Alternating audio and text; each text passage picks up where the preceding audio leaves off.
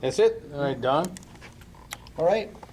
I finally finished my accurate miniatures 1/48 scale P-51b.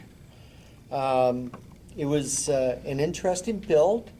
I was a little bit surprised when I opened it and I saw that the fuselage is in 4 pieces. Wow, really? They have a break right about the back side of the national markings. They split the fuselage there. And then, of course, it's 2 halves, left and right halves, both front and back. That joint at the back was a real pain in the butt to do anything with, because there was about a 32nd of an inch step that I had to go in and sand down and get it so it actually fit right and was nice and smooth. So that took a little bit of time. That was my only real complaint with the kit. I do have a minor warning that if you're fumble-fingered like I am, the landing gear is delicate, and one of the main gear and the rear tail wheel, I had to actually drill and pin to reassemble it after I broke them. But Was it other than that, or too small or something? The little locator pins are too small?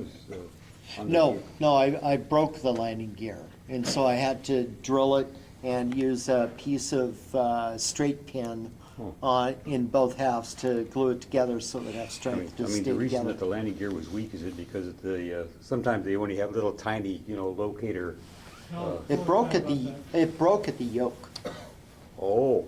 At where the wheel.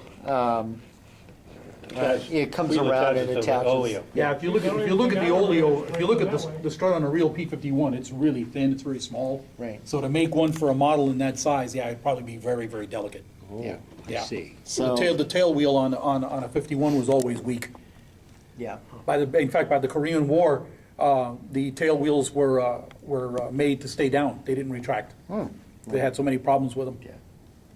So I finished it in Don Gentili's markings. I modified the kill markings to replicate the accurate markings on the day that he had his final mission, and he pranged the bird in at Debden when he was showing off, beating up the field. So yeah.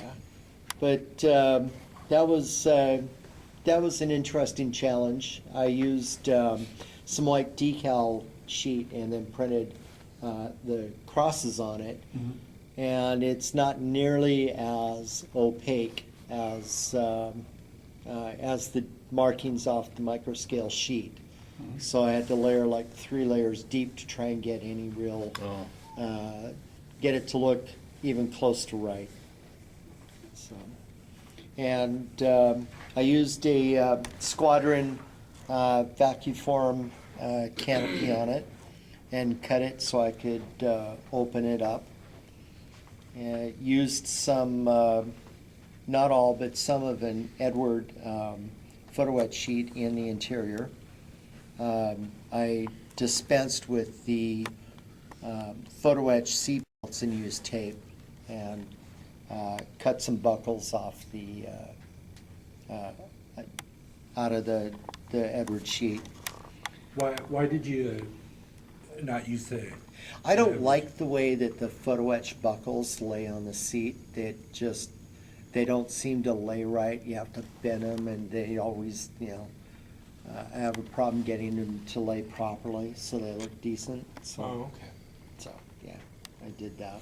I make my belts out of other masking tape, and those heavy-duty foil covers for milk bottles and things.